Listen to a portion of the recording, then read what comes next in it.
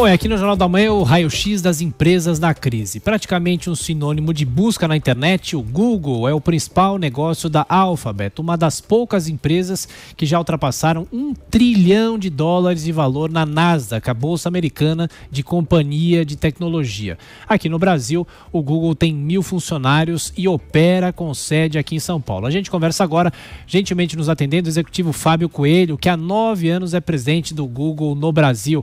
Bom dia, muito obrigado por atender a Jovem Pan. Bom dia, Zé Roberto. Tudo bem? Como vai? Tudo bem. Bom, existe crise no Google? Olha, o que existe é uma oportunidade nesse momento, né? A gente vê aqui nos nossos negócios, quando eu vejo aqui a tua manchete falando pandemia afeta operações do Google no Brasil, eu diria que a pandemia ela altera as operações no Google no Brasil, uma vez que a gente começa a lidar com uma forma de trabalhar diferente, o movimento dos nossos clientes diferentes, a necessidade de um cidadão ficar em casa para se proteger e resolvendo essa cidadania de modo remoto. As pessoas têm que interagir diferentemente com o comércio, com a educação, com o trabalho. Então, isso sim é a forma como a gente vê o Google sendo um agente partícipe e colaborando com ajudar o brasileiro e o Brasil nesse momento onde a tecnologia é tão importante. Bom, quem participa também dessa nossa entrevista é o Beto Caetano, comentarista aqui da Jovem Pan de Economia e Negócios. Bem-vindo, Beto, a sua pergunta. Bom dia, Fábio. Bom dia, Tiago. Bom dia a todos que nos acompanham aqui na Jovem Pan. Fábio, uma coisa que está se discutindo bastante é o uso dos dados aí no auxílio ao combate à Covid-19, né? A China praticamente vigia os cidadãos, né? Aí o risco é ultrapassar a privacidade, o limite de invadir a privacidade das pessoas, né? Como é que você avalia essa questão, sendo o Google uma empresa que utiliza muito os dados de pessoas, de empresas? Bom, Beto, acho que antes de mais nada, vale dizer que a gente usa dados de uma forma anonimizada, respeitando as premissas internacionais da GDPR no Brasil, da Lei Geral de Proteção de Dados, de forma que a gente possa usar esses dados agregados e anonimizados para a gente ajudar o cidadão e as empresas a tomarem melhores decisões. Dentro desse espírito, tanto o relatório de mobilidade como qualquer uso de dados para mostrar a mudança de comportamento do cidadão, das indústrias, dos segmentos de negócio, nesse momento, são super saudáveis e são válidos. A gente, logicamente, tem que respeitar a privacidade do cidadão, isso está no DNA do Google, uma vez que a confiança dos usuários e a nossa reputação, elas têm que ser coisas não negociáveis, são ativos não negociáveis da organização. Então, dentro dessa forma, sim, a gente ajuda, mas sempre respeitando a regra de privacidade e respeitando também, tão importante quanto as regras de privacidade, a gente usa isso, passando isso para o governo, para que o governo possa tomar decisões em relação à mobilidade do cidadão.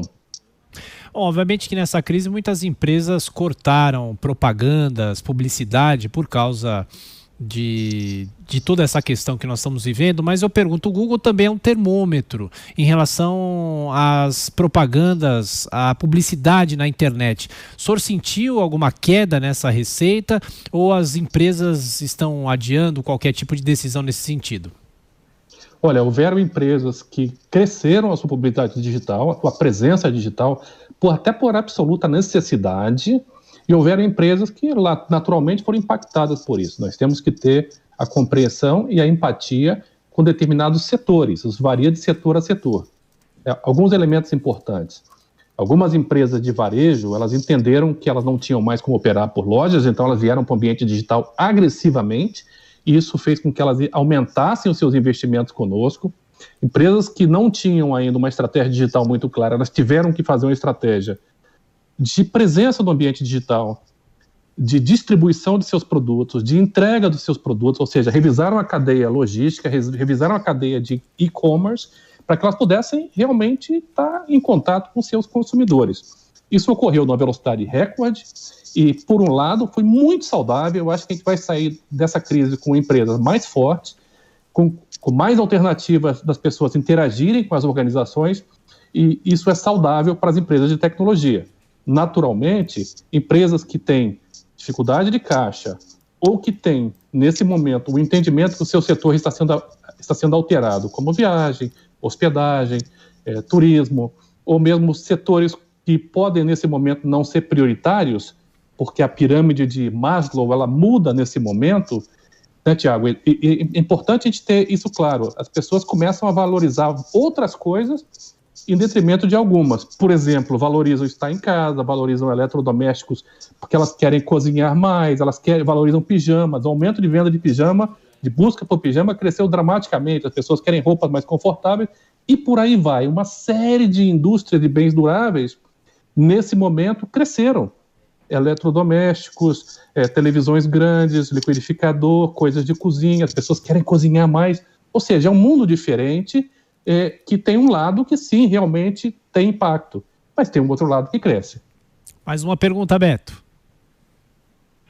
Ô Fábio, nessa situação que a gente está vivendo, nós vimos crescer também a difusão de notícias falsas, né, chamadas fake news aí, e compartilhamento pelas pessoas de muita coisa que as pessoas procuram, estão desesperadamente procurando informação, se entender com as coisas que estão acontecendo, e muito compartilhamento de opiniões, enfim, de coisas não...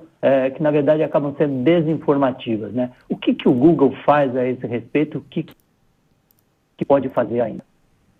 Olha, primeiramente o Google preza por relevância de informação de qualidade. Nós estamos usando as nossas plataformas para ajudar as pessoas a tomarem as melhores decisões.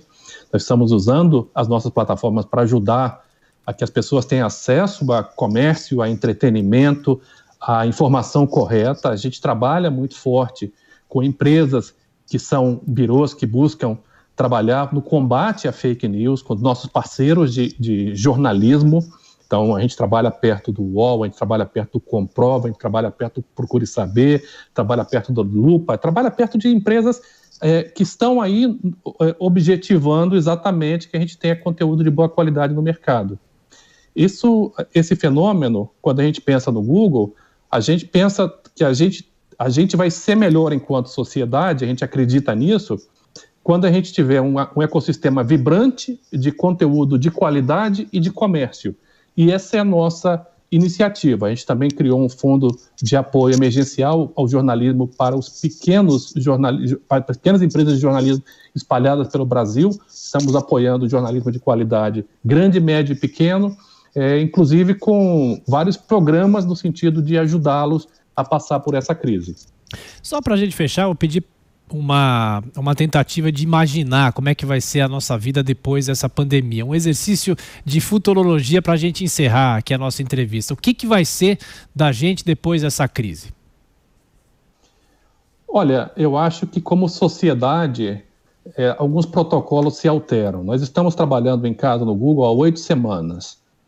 Para uma empresa de tecnologia, isso é relativamente mais fácil do que para quem tem pontos de experiência, como lojas, pontos de venda, academias, ou para quem tem, por exemplo, que fazer uma experiência onde a pessoa se desloca, como as viagens.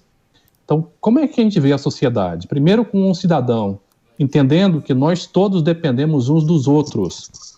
Não adianta a gente achar que está protegido para quem tem mais conforto nas suas casas, se as pessoas ainda não têm acesso a água tratada, a esgoto, a transporte público com o mínimo de qualidade, porque nós vamos ter que continuar respeitando o distanciamento social por um bom tempo. Então, esse protocolo ele altera também a relação, a presença das pessoas nos ambientes de trabalho ou nos ambientes coletivos. Então, eu ouço muitas empresas hoje falando que elas vão voltar de uma maneira diferente, elas vão voltar devagarinho, com uma quantidade de pessoas, respeitando o distanciamento social no ambiente de trabalho. Então, um protocolo sanitário importante. Maior cuidado em relação a como as pessoas se aglomeram, seja se aglomeram para eventos sociais ou se aglomeram para poder se deslocar. E isso provoca um monte de mudanças na sociedade.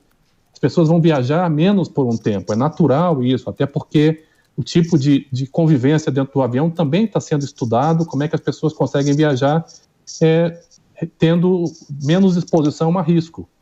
Então, eu acho que tudo trabalha em torno de uma consciência social maior, mais solidariedade, as pessoas estão sendo mais sociais nesse momento, e o entendimento que nós somos como uma cadeia, nós somos tão fracos quanto o elo mais fraco.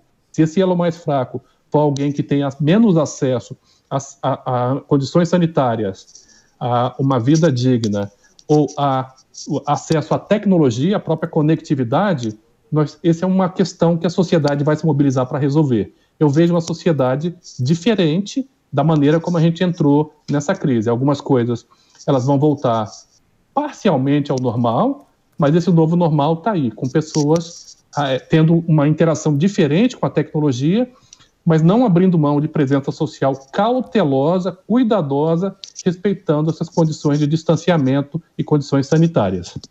Fábio Coelho, presidente do Google aqui no Brasil, mais uma vez, muito obrigado por atender aqui a Jovem Pan e boa sorte e até a próxima. Um abraço.